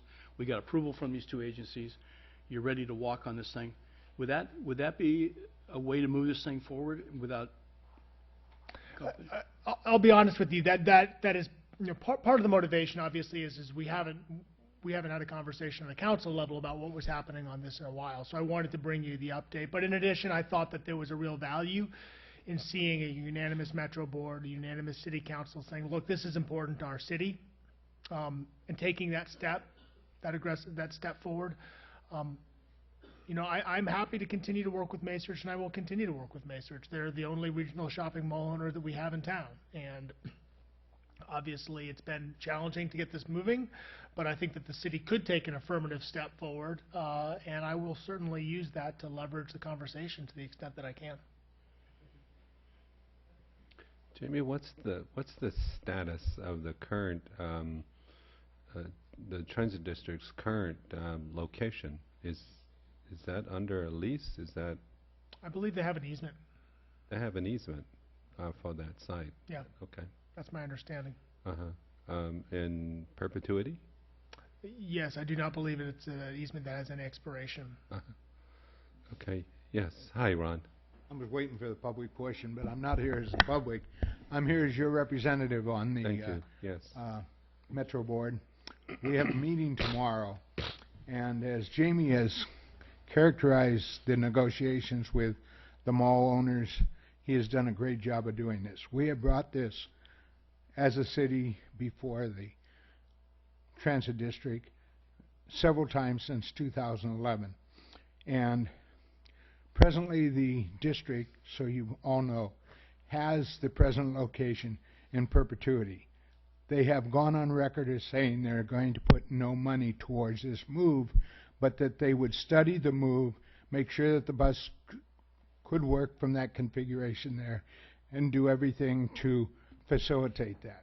We thought we were on the right path, meaning Jamie and I, and you guys. I think the reason this is before you is because, again, the mall owners have kind of changed their mind, and it's an economic reason this time. And yet, the transit center or location can be done within the budget that was left over from the redevelopment agency, in my personal opinion. I think your decision tonight hinges on the continuation of the mall being the economic engine that drives Capitola. And I think any location probably on the site for the bus boarding and the rest of it is better than being at the front door like that. Originally, we wanted it on the food court side when the mall was built. There was not sufficient area there, so I wasn't surprised by the study. When this came to the board a month ago, the transit board now, Jamie was in the audience. There were some very vocal people that are from John Leopold's constituency in the Summer Lotman area, and they were concerned with regards to increased bus traffic on the Coyer Street loop, meaning from Capitola Road to 41st Avenue, the circular road that goes behind the mall and in front of Brown's Ranch. Since that time, the staff at the Transit District has been working on this, I can tell you that, because I have been contacted many times, and we were wanting to be sure that with this move, if it's possible, that we don't divorce the other center, the Owl property on the other side of the street, and it would actually make the bus movement from that property over in front of C's there much more conducive for drivers, I guess you'd say, because they'd come down 41st, and instead of turning into the mall entrance, they would go to the Coyer Street, which is signalized, make a left there, and come in to this new bus location somewhere near the old Marie Chandler, I'm sorry, the restaurant, Marie's, whatever it was called. Calendars, there you go, thank you, appreciate that. And this would probably cause those residents that were complaining that there would be more buses down on the, what would be the southern end of the Coyer Street loop, to be satisfied, to be perfectly honest with you. So this Transit District has started to work on this. I hate to say this, but I think that if we keep postponing this over and over again, we may not get a Transit District that's going to be interested in this move. And I tell it to you for one reason. We are in our 4th study session on deficit financing for the Metro. That will go on tomorrow in Watsonville. It's hard to assign staff to work on projects like this. They keep getting roadblocks every time they get almost to that point of fruition. So I would encourage you to go on record, and I want to say this for one reason. I hope you're unanimous in this, because one only has to think of the record that the Metro had with the city of Santa Cruz with regards to the transit center on Pacific Avenue between Pacific and Front. Some of you might remember the newspaper articles where when that center was to be remodeled, it was also going to be the site of the new Santa Cruz City Library. And that, I know, Dennis, that's not funny though, it fell through after all that. And so your action tonight will be looked at by the Transit District Board as being kind of a, not a pie in the sky, it's something that you really want to see. So Dennis, I think you're on the right track, except that we can't demand it, but we certainly should have Jamie continue to work with the owners out there to see if we can make this happen, because I think it'll make a much better mall for the Capitola. And I thank you for the time. If you have any questions, I've been working on this for 3 years, and I'm hoping sometime happens. Thank you. Yeah, thank you, Ron, and thank you for representing us on the Metro Board. Are there other questions of the staff report? Yeah, Dennis. I just have a follow-up on the Metro's play in this on this project. Is that economic vitality is very important to the Metro. They get a half-cent sales tax. So the viability of this mall is not only important to the city, it's also important to the Metro. So a relocation and a good project here, we're hoping increase the sales tax and also the viability of the center for years to come. So I think that both parties have a big stake in this. And so, okay, well, that's all I have to say. Okay. All right, thank you. Before, maybe I'll ask, is there any other member of the public that would like to address the council on this item? Seeing none, I'm going to close the public comment portion on this item and bring it back to council for further deliberation and action. I'll move the staff recommendation. I'll second that. So, yes. No, go ahead, Dennis. I I'll mean, wait for you, Sam. Go ahead. Oh, well, Jamie, I just guess I'm a little befuddled and extremely disappointed. I mean, I thought all this started because the mall had come to us and said, we would like to have that moved so that we could have more store frontage. And we took them at their word, took up that banner, went to great lengths to have you work with the Metro. And I know that they extended themselves to ultimately, spend staff time to review that, get it approved. And after that's all done, then, the mall Macerich balks on it. And I guess I'm a little, what in the world is going on over there? Why? I understand that they have multiple owners, but didn't they know that going into asking us to do this? And before now, at the end of all this effort, they're saying, well, I'm sorry, we can't do it. I don't know that I have any answer to that. I am frustrated as well. This project has started and stopped at least 3 times since we initially worked on it. You may recall that the genesis of this actually was when the Kohl's building was for sale. And the first move by Macerich was to call me up and say, why don't we buy it together, because if we both own, as soon as we assemble the property, it'll make redevelopment down the road that much easier. Both the representative from Macerich and myself quickly concluded that the city really didn't want to get in the business of being a landlord for Kohl's. And so instead, they went and bought it, and at the same time, while they were in escrow, we entered this deal for redevelopment because they didn't want to make that kind of investment in purchasing more property at our mall unless they saw that the city was ready to move forward. So that was the genesis of all of this, was they were making a significant investment, beginning to consolidate the property, and they wanted to test the water to see whether the city was serious about it. Now here we are 3 years later, and as a city, I think we are very serious about it, and we've been unable to bridge that gap with them. So I don't know that I have an explanation that makes a lot of sense. They have a lot of players on their end. They have managers for managers and COOs and CEOs and shareholders and boards of directors, and unfortunately we haven't been able to get a yes all the way up to the top yet. Thank you. What do you think? What's it going to take on our part to hopefully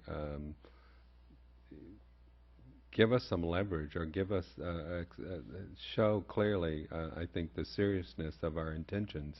I know we've committed $1 million of redevelopment money toward, mall enhancements. I mean, and that money is just, it's been languishing, not put to use. Can we shift that money over? Because they're not the only shopping area in our community. There's one right across the street, Kings Plaza, owned by the Al family. Can we shift our redevelopment money to that project and work with the Al family to try to get in some improvements and upgrades there? Will that create the competitive spirit to hopefully get all those mall partners to work together? Unfortunately, there is no option to transfer the money. It's use it or lose it at this point, and that has to do with the nature of the wind down for the redevelopment agency. Historically, the answer to your first part of your question, which is how do we, what other tools in the toolkit could we exercise historically with redevelopment, would be to consider eminent domain. That, just you step in and you really take the role of quarterback in a situation like this and force everybody to play together. That option is off the table. City redevelopment doesn't exist, and eminent domain for economic development purposes, to the best of my knowledge, is not a tool, and I've researched that is available to us. It's possible in the future that comes back. The question is, from the city standpoint, is it soon enough? I did talk with Macerich about that as an option, and they did indicate that if the city had that tool in the toolkit, that it would change the equation dramatically. Unfortunately, I don't have any way of bringing it back. We need legislation. Thank you. Dennis, did you want to? I think there's another player in this, and that's John Leopold and Live Oak area. They're 50% encompassing the mall themselves.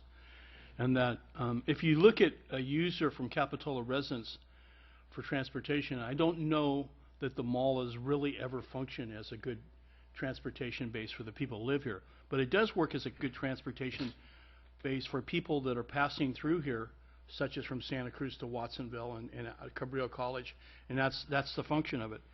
And so, so Live Oak with us has a play in this thing. I think we should get John Leopold on as strong as we can with this thing, and send this message through you, Jamie, that we want to see this move in this facility there that benefits everybody, both tax-wise, transportation-wise, and community-wise. And we send that message to the Metro and have them jump on board. And then we're carrying a strong message with a bigger stick if we go back to Macerich at this point. Maybe there's other solutions to the financial issue with this too. I'm not sure, but Macerich had them all for sale for a couple of years. Are they still on the market to sell this thing? Is that why we're not seeing any interest there? Or is it that this is a decaying mall that they have no interest in putting any money in the future into? I do believe it's still for sale, and I would wager that has played into some of the stop-start nature of this project. That different buyers have different expectations, that there's different plans for it, and because of the fact that it's for sale, it's affected whether this is going or not going, depending upon who they're currently talking to. So I do think that also could explain some of the process we've been through. Okay. Will you be taking this recommended action directly to the Metro? I will let them know. I mean, at this point, Metro will be, Metro's taken an action and said, look, we're interested, we support it. Let's do the finalized route study. Let's finalize the design. So they've given the thumbs up. At this point, the question is does Macerich want to proceed with the planning process or not? So we can't go anywhere with Macerich, is what you're saying. Macerich is the next player. They're really the player. They're the property owner. They're the ones that need to. Are we sure that when we go back to the Metro with a design that we're gonna get support there? Maybe Ron can answer that. I mean, is that the feeling of the Metro at this point?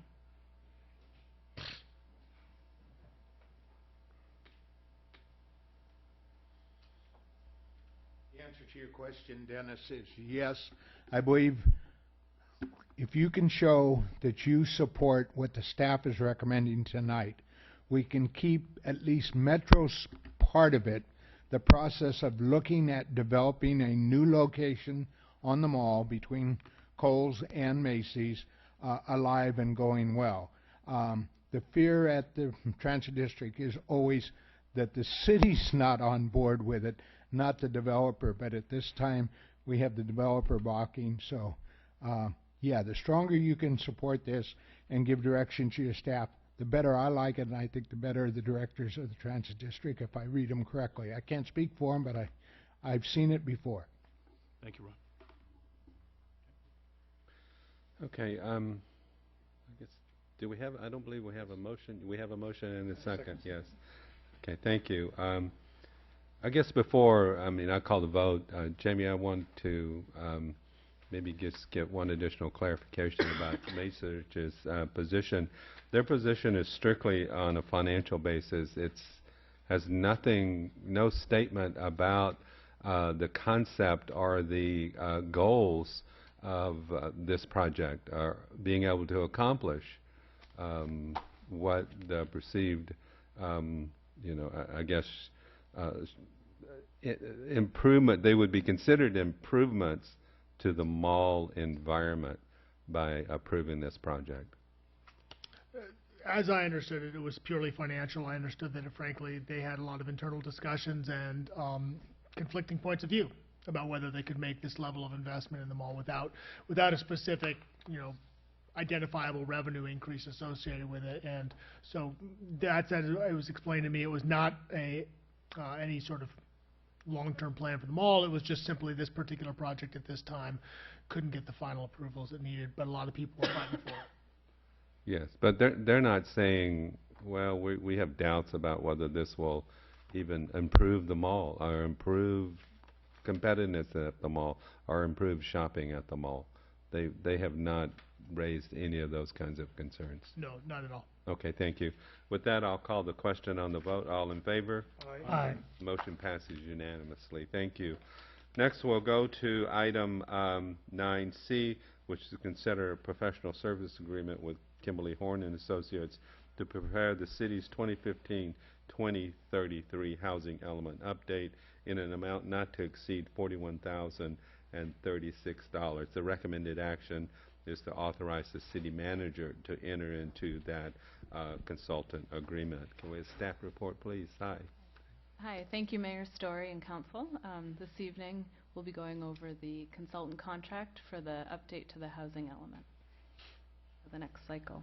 I'll begin with some background. The state law requires that all cities update the general plan housing element every 8 years. That used to be 5 years. The deadline for the 2015-2023 housing element update is December 31st of 2015, so 1 year away. The California Department of Housing and Community Development identifies regional housing needs and assigns numbers to each region. The Association of the Monterey Bay Area Governments, AMBAG, is tasked with developing a methodology to distribute the regional housing needs allocation to the local agencies for the next housing cycles. The updated housing element must demonstrate opportunity sites that are available to accommodate the regional housing needs allocation. The agencies are not required to build the housing to meet all the allocations. In this next cycle, the number stayed consistent. We have 143 total housing units. There were slight changes in the distribution of units, but during the last cycle, there were 8 very low-income units that were built within the Bay Avenue senior apartments. There are 8 new opportunity sites that must be identified within the upcoming cycle. We intend to complete a thorough investigation of our options with the consultant's assistance, with the goal of minimizing land use conflicts and avoiding overconcentration. The HCD allows a new streamlined update option. This option allows agencies to make focused updates. It's a red line technique to previously certified housing elements. The red line approach reduces time and cost. To qualify for the streamlined option, a city must have adopted various state-mandated housing requirements. The only outstanding state housing requirement that must be incorporated into our zoning code is the transitional and supportive housing. We plan to bring this amendment to the Planning Commission and City Council at the beginning of next year. And the consultant contract you're reviewing this evening will be based on the streamlined option. Staff is requesting approval of the consultant contract to complete the housing element update in order to maintain existing priorities within the Community Development Department. Recently, Rich Grunow, the Community Development Director, provided an overview of the department's work plan.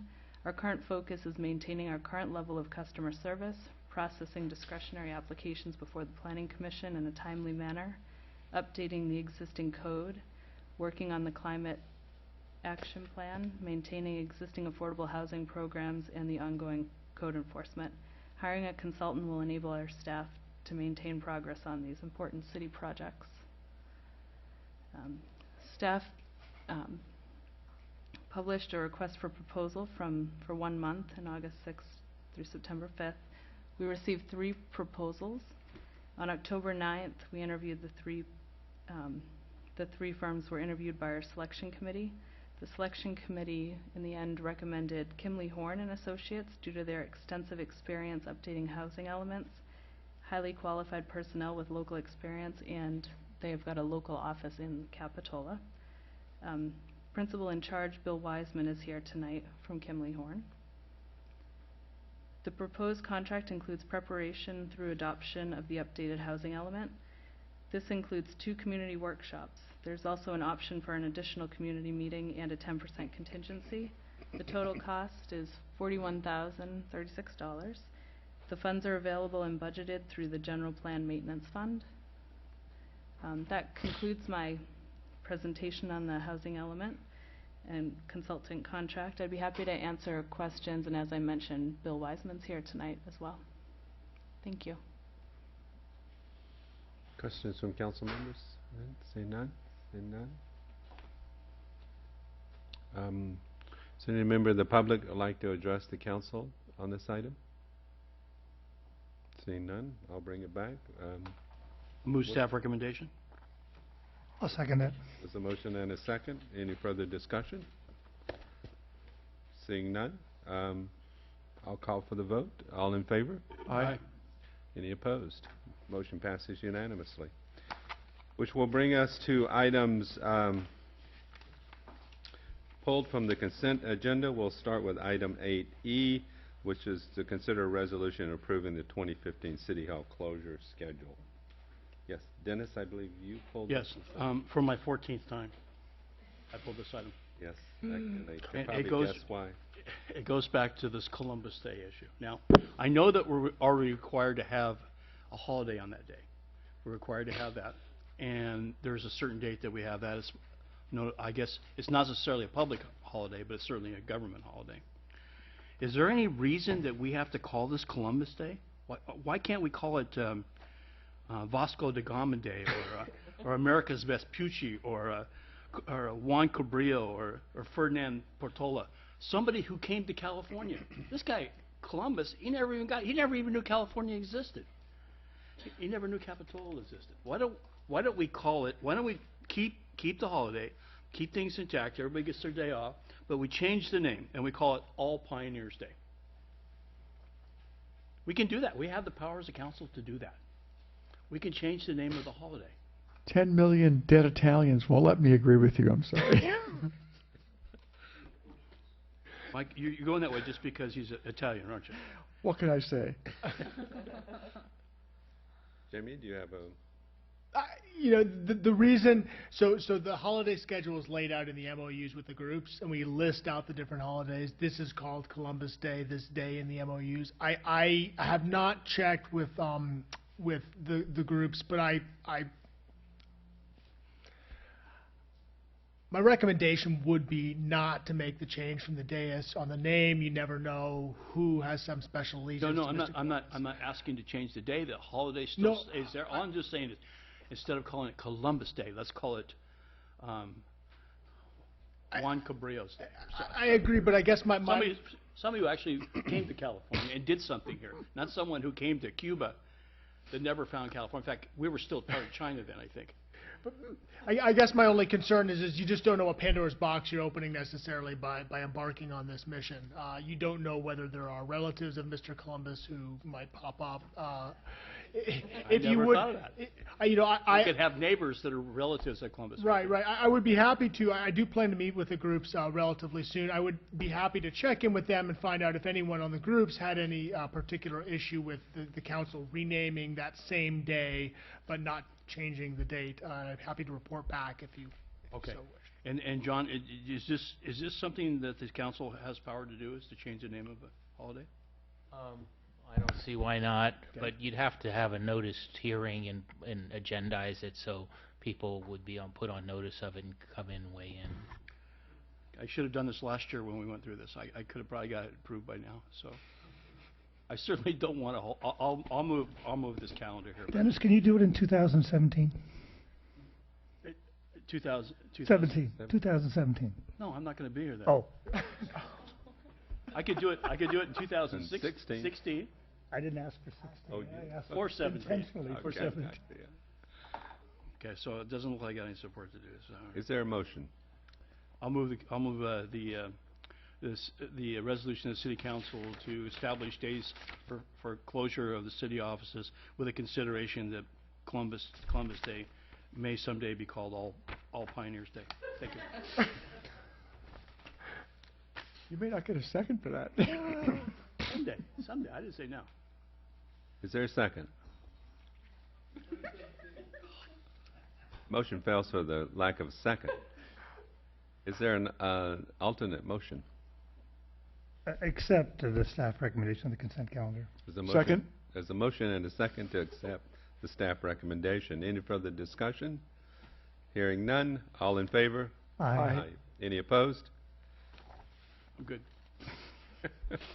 Abstentions? Would you send a notice So to the I- Knights of Columbus telling them to be here next year at this day? I want to notice that all Italians know that we're trying to change the name of Columbus Day. Capital. And so, Sue, I believe the motion passed unanimously? It did. I'm not, oh, yes, I just got a confirmation. So, With a big. for the records, yes.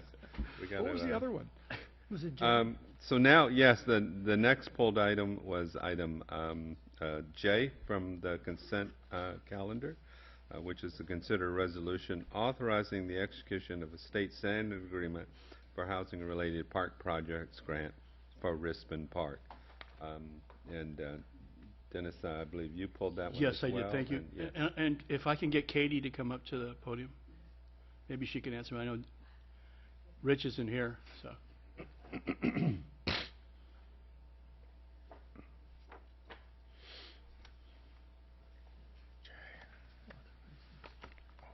The question isn't about the grant itself, it's about the process. When we're going for a grant are we going to develop a process of how we're going to look at the historic features that we're going to be improving, and what is the community involvement? Where does the community involvement come in these selections? Through the selection, the community involvement will come in once the designer is approved for the project, and I think they'll do some public outreach during that segment, but also because CEQA will most likely be required in this, it will go through planning review, and at that point, the public will also be engaged. Does this project encompass any of the Rispin Trail, or is it start at the Rispin Trail and moves through the property? It will encompass the trail going through the Rispin property. So looking at Yes, but the correct ADA. does it include the Perry Rispin Trail, the bridge up through where we're doing the improvements? Is that part of this project, or is this separate from this? My understanding that the bridge is separate from this project. Okay. So none of that trail up to Wharf Road is in this project. That this funding is only for the Rispin property itself. The Rispin property itself. Okay. That's my understanding. But that does include the trail up to Wharf Road. Yep, but The not over first the phase bridge. of the settlement agreement, yes. If you recall, the first phase of the settlement agreement included connecting the bridge up to Wharf Road. That is a component That's part of this? project. Yes. How much of that is in there? I mean, what does it leave? What does it leave afterwards after we've funded that? How much money is? So there is funding. The grant is for developing a plan and trying to implement restoration. Probably more on the Rispin. The trail improvements are actually part of our CIP. There was funding associated with that was put in the CIP. So that's a separate bag of money that we're using for the ADA improvements there. I think what I'm looking for, Steve, is how much is going to be allocated to on-site improvements, such as what we talked about, the garden, the pathways. Is that This grant, I anticipate, I mean, including design costs and all that, all this will go to restoring the Rispin property to open up as a park. The trail improvements will come from our CIP. Okay. I'd just like to be assured within the community that there's going to be a public process on this. And once we select a designer on this thing, I think that's in the process of being done right now. Right, we interviewed one firm yesterday and we have another one tomorrow. We've talked about adding in a second public meeting. Right now their scope of work has one public meeting. Gail Ortiz is sitting on the selection committee with us, has expressed interest in having an opening public meeting, and then they go back and do some design work and come back again, and we're probably will consider that. We really have a deep history of studies of this project. In other words, the Rispin project goes clear back into, I think, the late 80s. And so there was actually some design work that was done for the garden at that time on the upper level. And then through the Rispin project itself, there was a lot of study that was done on the grounds themselves, pathways, those type of things. It seems like a lot of things we don't have to invent the wheel on. It's just accumulation and getting to a point where we can look at what's been done in the past and also what our intentions are in the future. Right. So we did at the last interview with the consultant, they did actually have copies of the plans that were developed from the original Rispin committee by the city. Those plans had, full restoration of the gardens to their historical, what they were, which is a lot of lawn and other things that we may not want to proceed with today. So it's taking those and figuring out what we want to do today. Certainly that is our goal with this, is to recognize the historic nature of the site and at the same time make it open and enjoyable for the public to see. And there's a lot of people out there really excited about getting going on this thing. And you also have two committees that would like to be involved in this. You have the Arts Commission, and you also have Commission on the Environment that would like to play in this thing. So the public process is going to be pretty big on this, I think. In the end, we've had a lot of email lately and contacts from people who want to be involved in it. We will hold at least 2 public meetings, I think, at this point on that, and then we'll come here, and you guys, the council will have a chance to receive other public comments too. So that'll be three periods where the public can comment on what alternative. And what we're after, all we're after right now is a park design of what we want to move forward with, and what that's going to look like and what features that's going to have. And then we'll go through CEQA. That'll be the next step. What do you see as a timetable on this development, Steve? I see this phase probably taking 3 months. Sometime in March. Project won't begin until the first of the year in reality with all the holidays. So sometime in March we'd be wrapping it up. As far as a project itself, I know it's related to funding, but I think this year we have to actually make some of the improvements on the pathway. Is that right? Yeah, we have to make the improvements actually in the Peary Park side from the bridge down into Nob Hill. That's by when? By September of next year. Okay. Thank you. Any further discussion? Is there a motion? Motion to accept the item in the consent calendar. Is there a second? Second. A motion and a second, and call for a vote. All in favor? Aye. Aye. Any opposed? Hearing none, the motion passes unanimously. With that, I'll adjourn us to the next regular meeting of the City Council on Tuesday, November 25th. Everyone note that this is off our regular schedule for Thanksgiving, and so that it will be on Tuesday, November 25th at 7 p.m. in the City Hall chambers, and I hereby close this meeting, and again in honor of Jim Redding. Thank you, everyone. Good night.